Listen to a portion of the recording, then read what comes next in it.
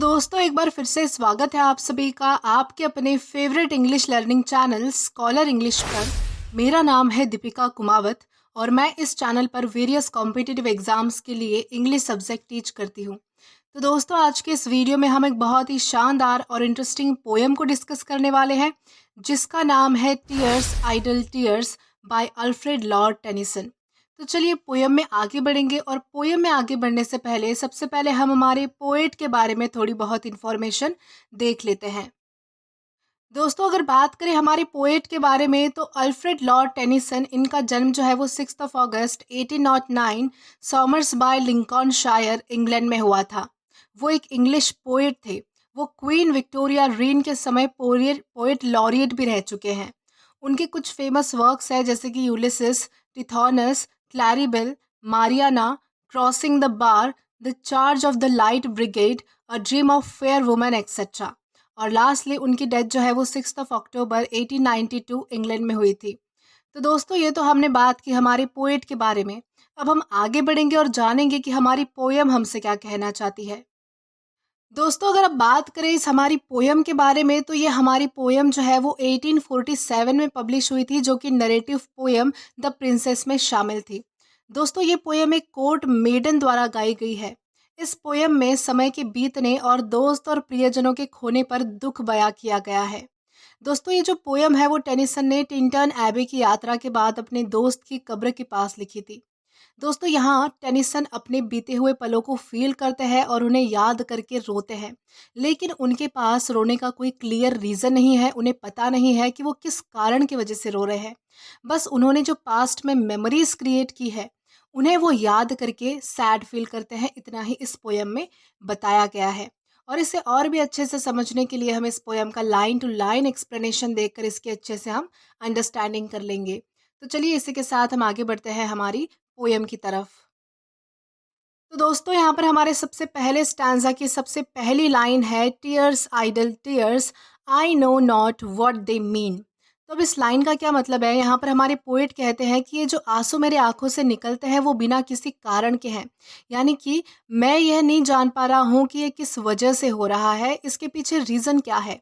और ये जो आंसू है वो आइडल है। आइडल का क्या मतलब होता है कि बिना उद्देश्य के, यानी कि बिना रीज़न के, जिसका कोई रीज़न नहीं होता है, लेकिन ये आंसू फिर भी दिल को छू लेते हैं।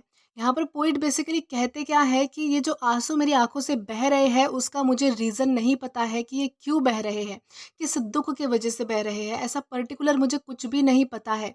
लेकिन बस ये जो है वो दिल को छू रहे हैं। यानी कि ये जो आंसू है वो आइडल है, यानी कि बिना उद्देश्य के है, बिना रीज़न के है।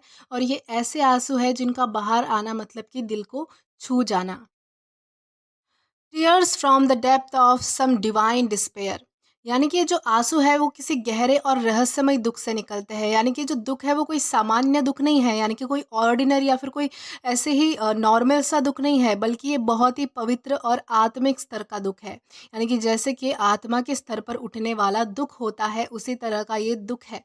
यानी कि ये जो दुख है वो सीधा मेरे दिल से आ रहा है, मेरी आत्मा से आ रहा है, मेरी सोल से आ रहा है। इतना गहरा ये दुख है, इस तरह से यहाँ पर बताने की कोशिश की गई है। Rise in the heart and gather to the eyes.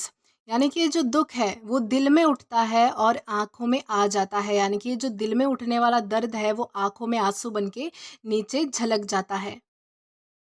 Then इस स्टैंजा की हमारी लास्ट टू लाइन्स है, In looking on the happy autumn fields and thinking of the days that are no more।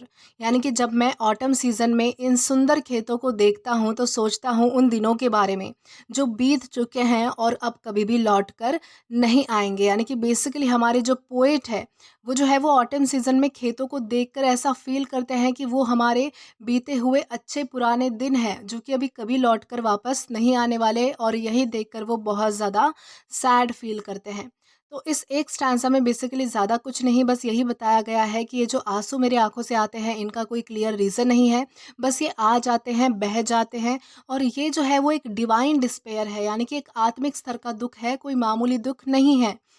और ये आँसू जो है वो दिल से निकल कर आँखों में आ जाते हैं, यानी कि ये जो दुःख है वो दिल से निकल कर आँखों में आ जाता है। और जब मैं इन जो है वो हरे-भरे खेतों की तरफ देखता हूँ ऑटम सीज़न में, तब जो है वो मुझे ऐसा लगता है कि ये जो मेरे कोई पुराने दिन हैं जो कि बीत चुके हैं और अब वापस लौट कर नहीं आने वाले। तो इन 5 लाइन्स में यही बताया गया है। आई होप आपको फर्स्ट स्टैन्ज़ा अच्छे से क्लियर हुआ होगा। देन इसी के साथ हम आगे बढ़ेंगे हमारे सेकंड स्टैन्ज़ा की ओर।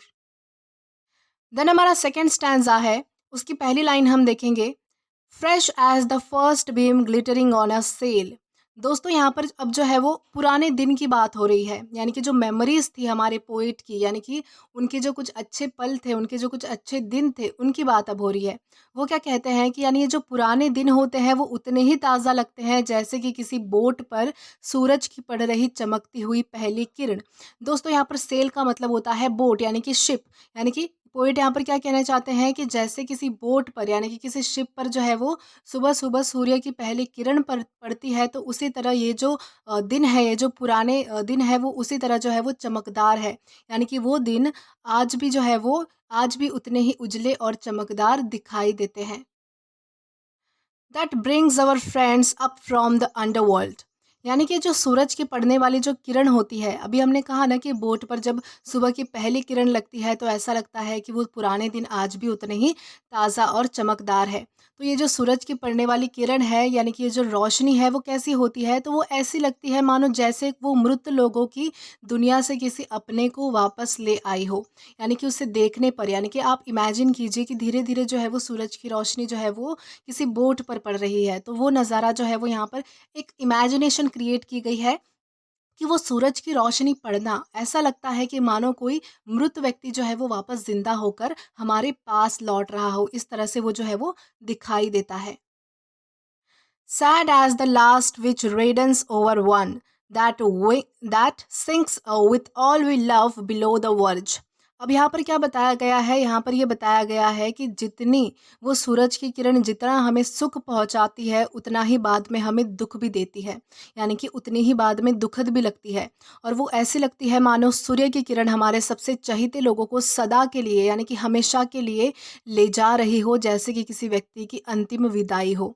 वैसे ही जब सूरज डूबता है तो ऐसा लगता है मानो कोई अपना व्यक्ति हमेशा के लिए हमसे दूर जा रहा है। जैसे कि हमने पहले कहा कि सूरज की किरणें जब पड़ती है तो ऐसा लगता है कि कोई अपना व्यक्ति आ रहा है लौट कर। वैसे ही जब सूरज की किरणें वापस उठती है, यानी कि वापस जाती है, तो उसका अपोजिट लगता है, यानी कि ऐसा लगता है कि कोई अपना व्यक्ति जो है वो हमेशा के लिए हमसे दूर जा रहा है। So sad so fresh the days that are no more. यानी कि वो जो दिन है वो बहुत ज़्यादा दुखद है, यानी कि दुख पहुंचाने वाले हैं, लेकिन आज भी यादों में ताज़ा है, फ्रेश है, यानी कि आज भी उतने ही फ्रेश है। लेकिन अब वो जो दिन है वो नहीं रहे, यानी कि the days that are no more, यानी कि अब वो जो दिन है वो अब नहीं रहे, अब वो सिर्फ सारी चीज़ें जो है वो सिर्फ यादों में रह चुकी है। तो इस तरह से यहाँ जो है वो इस स्टैंज़ा में बताने की कोशिश की गई है। इस स्टैंज़ा में बेसिकली क्या बताया गया है कि वो जो यादें होती है वो जो है वो बिल्कुल ग्लिटरिंग होती है, यानी कि बिल्कुल चमकदार होती है, तरोताज़ा होती है हमेशा के लिए। और वो ऐसी होती है जैसे कि मानो किसी बोट पर पहली किरण पड़ती है, जब मानो कि कोई व्यक्ति, यानी कि कोई मरा हुआ व्यक्ति, यानी कि कोई जो है वो व्यक्ति लौट कर आ रहा है, और वही किरण जब वापस जाती है तो ऐसा लगता है कि कोई अपना जो है वो वापस जा रहा है। और ये सब जो यादें हैं वो बहुत ज़्यादा सैड है, बहुत ज़्यादा फ्रेश है, बहुत ज़्यादा ताज़ा है, लेकिन वो अब नहीं है, यानी कि अब जो है वो ये जो है वो इस दुनिया में वो सिर्फ़ यादें बन के रह गई है, वो दिन अब वापस नहीं आने वाले। तो ये जो है वो हमारे सेकंड स्टैंज़ा में बेसिकली बताने की कोशिश की गई है। देन हमारा थर्ड स्टैंज़ा है, इसकी पहली लाइन है sad and strange as in dark summer dawns. यानी कि ये जो दिन है, यानी कि ये जो पुराने दिन होते हैं वो उतने ही दुखद है जैसे कि गर्मियों की अंधेरी सुबह होती है, यानी कि जो गर्मियों की सुबह होती है अंधेरी, जहाँ पर पूरा दिन नहीं निकला होता है, उन सुबह की तरह जो है वो ये यादें होती है। The earliest pipe of half awaken birds to dying ears. यानी कि जो सुबह के आधे जागे हुए पक्षियों की चहचहाट सुनाई देती है। यानी कि उस इस सुबह में क्या होता है कि इस सुबह में जो है वो, यानी कि जो आधी सुबह होती है, अंधेरी सुबह, उसमें जो है वो पक्षियों की आवाज़ें सुनाई देती है, उनकी चहचहाट करने की आवाज़ सुनाई देती है। और ये आवाज़ उदासी भरी लगती है, क्योंकि इस आवाज़ में ना तो पूरी नींद होती है, ना पूरा होश होता है, वो अध जगे होते हैं। क्योंकि ये जो आवाज़ है वो किसी मरते हुए व्यक्ति के कानों पर पड़ रही होती है, यानी कि कोई व्यक्ति इस आवाज़ को उस समय के लिए आखिरी बार के लिए सुन रहा होता है। देन इसके बाद है when unto dying eyes the casement slowly grows a glimmering square, यानी कि ये जो मरती हुई आंखें हैं, जो व्यक्ति मृत्यु के पास है उसकी आंखें क्या करती है कि उसकी आंखें जो है वो धीरे धीरे खिड़की से बाहर रोशनी का चमकता हुआ चौकोर देखती है। यानी कि एक रोशनी जो है वो एक स्क्वायर शेप में कहीं पर पड़ रही होती है खिड़की से बाहर, तो उस रोशनी को वो आंखें जो है वो देखती है, यानी कि वो मरती हुई आंखें जो है वो लास्ट टाइम ये सारा नज़ारा देखती है, यानी कि ये दृश्य उस मरते हुए व्यक्ति के लिए आखिरी होता है, लास्ट होता है। So sad so strange the days that are no more, यानी कि वो दिन बीत चुके हैं, वो दिन बहुत ज़्यादा दुखद है, वो बहुत अजीब थे, यानी कि स्ट्रेंज थे वो दिन। और अब वैसे दिन जो है वो नहीं है, यानी कि वो दिन वैसे लौट कर नहीं आने वाले हैं। तो यहाँ पर क्या बताया गया है कि जो गर्मियों की सुबह होती है, जो अंधेरी सुबह होती है, उसी तरह का जो है वो ये, यानी कि ये जो पहले वाले जो दिन होते हैं, हमारे अच्छे दिन, हमारे जो बीते हुए, यानी कि जो अब हमारे लिए दुखद दिन बन चुके हैं, यानी कि जो हमें अब तकलीफ़ पहुँचाते हैं, जिन्हें हम याद करते हैं तब। तो वो दिन जो है वो अंधेरी रात की तरह है, अंधेरी सुबह की तरह है बेसिकली, यानी कि जब सुबह होने वाली होती है तब थोड़ा अंधेरा होता है, तो वैसी होती है। जिसमें क्या होता है कि जो सुबह जो पक्षी होते हैं जो सुबह वाले, तो वो क्या करते हैं कि चहचहाट करते हैं, आवाज़ करते हैं, और वो जो आवाज़ है वो किसी मरते हुए व्यक्ति के कानों पर पड़ती है आखिरी समय के लिए।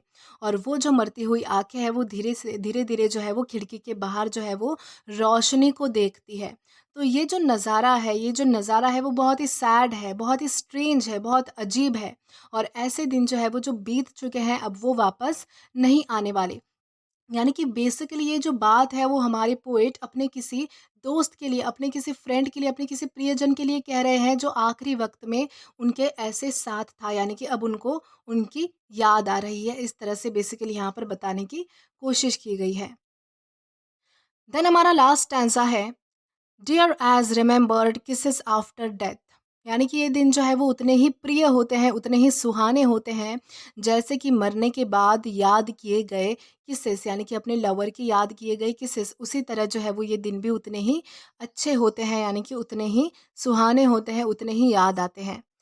And sweet as those by hopeless fancy feigned on lips that are for others, और ये दिन उतने ही स्वीट होते हैं जैसे कि किसी व्यक्ति की कल्पनाएं जो अपने अधूरे प्यार को किस करना चाहता हो, यानी कि ऐसे व्यक्ति को किस करना चाहता हो जिसे वो हासिल नहीं कर सका, और वो दिन उतने ही स्वीट होते हैं, यानी कि उसी तरह स्वीट होते हैं जैसे एक व्यक्ति अपनी लवर को, जिसे वो चाहता है, जिसे वो पा नहीं पाता है, उसे वो किस करना चाहता हो। Deep as love, deep as first love and wild with all regret, यानी कि वो दिन ऐसे होते हैं जैसे कि पहला प्यार, यानी कि वो दिन पहले प्यार जितने डीप और प्योर होते हैं, जिसमें पछतावा भी होता है और व्याकुलता भी होती है, यानी कि पहला प्यार बहुत ज़्यादा मासूम होता है, उसी तरह ये दिन भी बहुत ज़्यादा इनोसेंट होते हैं, यानी कि मासूम होते हैं। और वैसे ही पहला प्यार हमेशा अधूरा होता है, यानी कि हमेशा छूट ही जाता है, जिससे कि पछतावा और व्याकुलता बढ़ती है। उसी तरह हमारे बीते हुए दिन, यानी कि हमारे जो पास्ट है, हमारे जो बीत चुके दिन हैं, वो भी बहुत ज़्यादा मासूम होते हैं, और उनके चले जाने से भी हमें बहुत ज़्यादा पछतावा होता है, और उनको वापस लाने की जो एक तत्परता होती है, एक व्याकुलता होती है, वो हमारे मन में हमेशा होती है कि वो वैसे दिन जो है वो वापस आ जाए, कहीं से ना कैसे ना कहीं से ना कैसे ना कैसे आ ही जाए, इससे जो हमें जो है वो लगता ही रहता है। देन हमारी लास्ट लाइन है O death in life the days that are no more, यानी कि ये जो यादें हैं वो ऐसी है जैसे कि जिंदा होने के बाद भी मृत्यु का दर्द सहन करना, और अब ये दिन जो है वो नहीं रहे, यानी कि पहले जैसे अब दिन जो है वो लौट कर नहीं आने वाले। तो इस तरह से जो है वो यहाँ पर पोयम में समझाने की कोशिश की गई है। आई होप आपको अच्छे से पोयम समझ आई होगी। इसी के साथ हमारी इस पोयम का लाइन टू लाइन एक्सप्लेनेशन यहाँ पर खत्म होता है। दोस्तों, अगर आपने अभी तक हमारा टेलीग्राम चैनल ज्वाइन नहीं किया है तो टेलीग्राम पर English with Deepika Kumawat search करके या फिर डिस्क्रिप्शन में दिए गए लिंक के थ्रू डायरेक्ट आप हमारा टेलीग्राम चैनल ज्वाइन कर सकते हो, ताकि आप नए आने वाले वीडियो से रिलेटेड कभी भी कोई भी अपडेट्स मिस ना करें। और दोस्तों, अगर आपको ये वीडियो पसंद आया हो या फिर अच्छा लगा हो तो do like this video, subscribe the channel and share as much as you can. और अगर आपने इससे पहले वाले वीडियोस नहीं देखे हैं तो यहाँ पर मैंने एक प्लेलिस्ट प्रोवाइड की है, जहाँ पर आप क्लिक करके सभी पोएम्स की वीडियोस एक्सप्लोर कर सकते हैं। Till then keep learning. Thank you.